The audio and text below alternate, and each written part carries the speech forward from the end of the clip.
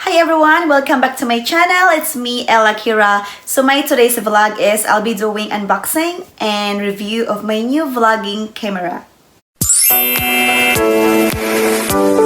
So guys, I'm so happy that I have a proper vlogging camera finally. Kasi yung ni-use ko lang for vlogging before is I only use my phone, my iPhone 8 Plus.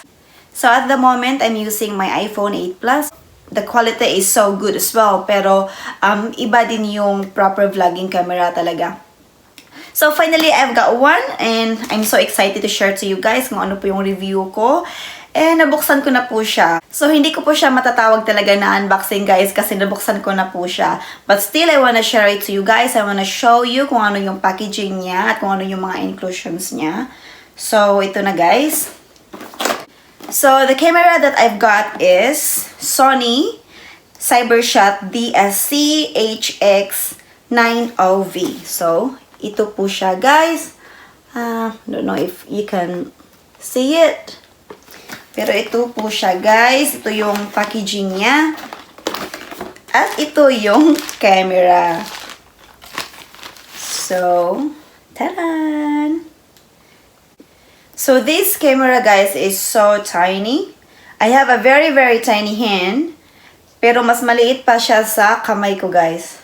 So you can only put this one in your pocket. But I prefer to have a proper pouch for this. Para sa safety niya po. Para hindi masira yung lens niya at saka yung screen niya. So guys, ito yung mga inclusions niya. So, ito yung warranty card. I think only a year yung warranty niya. Tsaka, ito yung mga manual, mga guide. And then, meron siyang dala na, charger, cable. Ito guys. So, ito lang. So, now guys, I'm gonna share it to you if what's this camera all about. So, disclaimer lang po guys, I've got this information from the internet. I've searched first before I share it to you guys. So, I hope lang na wala pong bashers dyan. So, I'm gonna read this to you. Sinulat ko talaga. So, this camera, the Sony Cybershot DSC-HX90V, is the world's smallest super zoom camera. And this camera guys, it is a flip screen selfie camera. So, ma-flip mo po siya. So, if you want to see yourself while vlogging, you can just do like that. You can just flip it. And happy vlogging! Ito pong gusto ko, guys. I love it so much. So, ito yung gusto-gusto ko, guys. Yung flip screen. And another thing na gusto ko is madali siyang mag-focus. So, kahit malikot ako, move ako, pero it's like 1 second focus agad. Hindi siya nag-loading ng focus. So, which is good thing. This is what I want, guys, na I can see myself while vlogging. So, I can see if it's focus or not, if center ba ako or hindi. So, which is good thing. Really good for vlogging, if ganito. So, guys, it is also features 30 times zoom equivalent to 24 to 720mm. This camera has 60 megapixels to 20 megapixels. The maximum video resolution is 1920 by 1080p, 60 Hz.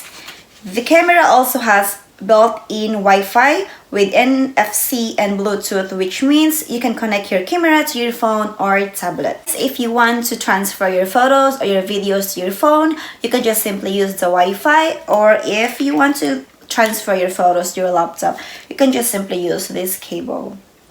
So guys, ito po yung mga functions niya. On, off. Yan. So, meron siyang flash. So, you can see this arrow. Ito yung flash niya. You can just click that one. Yan. So, yan po yung flash niya. And then, meron siyang viewfinder, guys. So, you can see this arrow. I-click mo lang siya at lalabas na yung viewfinder. Tapos, ipo-pull mo lang siya ganyan. So, you can use the viewfinder. Para if you want it like focus talaga, you can use the viewfinder instead of the screen. And then iganyan mo lang siya, guys. Push at babalik na siya. And then this one, guys, ito yung mga functions niya. Video, photos, yan na. So guys, yung mga ano niya, just refer the manual of all the functions of this. So what I like of this camera, guys, is aside from being handy, napaka-tiny po niya pero nakakagawa po siya ng malalaking bagay. So example lang po yung 30 times zoom. How can you imagine a camera like this, a very tiny camera like this can do a 30 times zoom, di ba? At gusto ko yung 1080 frame niya, guys. Yung 720 frame, okay lang naman pero mas better talaga yung 1080, di ba? Kasi mas good yung quality niya. So guys, I'm gonna show it to you the footage of this camera, the photos, the videos, and the zoom.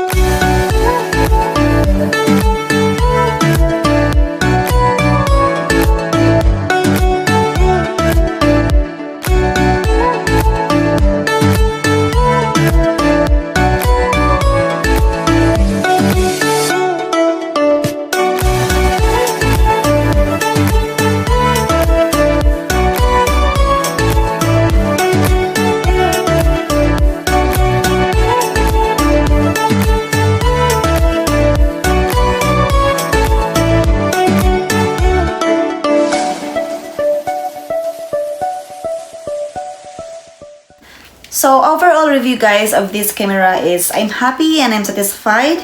I love this camera. The only negative thing that I don't like is I don't like to use this camera nighttime. Hindi siya masyadong good yung quality niya if nighttime. Pero pag daytime, guys, perfect. I love this camera, using this camera daytime. Yung quality niya, napakaganda ng quality, napaka-clear ng quality. So guys, I forgot to mention before the price of this camera. I bought this one for like 500 plus New Zealand dollar. I forgot how much the plus, but yes, 500 plus, mga around 17,000 pesos po siya. So it's worth the price if you're into vlogging. If dapat ka talagang mag-invest if siniseryoso mo yung pag-vlog mo. Ngayon ko lang siniseryoso yung pag-vlog. And for the sake of the viewers as well, na they like to watch your videos, so you need a proper good quality camera. So before I end this video, I would like to say thank you so much to all my 1,000 plus subscribers. Thank you so much, guys. You really made me happy. Thank you so much for the support. Hindi ko po makukuha ang banana kung hindi po dahil sa inyo. So salamat sobra sa suporta. And I would like to special thanks, shout out to Ate Mary Chris Vlog, ay Milad Kigwahon, hello Day, hello Sisi, Victoria Adventures, Ate Vic, Lifetime Journey Sisi. Salamat sobra sa inyo, sila po yung isa sa mga tumulong sa akin para magka-banana. So thank you so much, guys. Hindi ko po kayo makakalimutan, kaya andito lang ako, lagi ding sumusuporta sa inyo. So guys, that's all my vlog for today. I hope it helps. And if you want more information about this camera, you can just search on the internet. And if you want, you can watch other reviews and comparison of other cameras before you buy. So thank you so much for watching, guys. Please don't forget to give thumbs up and subscribe down below. And please don't forget to hit the notification bell so you'll be updated for my next video. So I'll see you next time, guys. Thank you so much. Bye.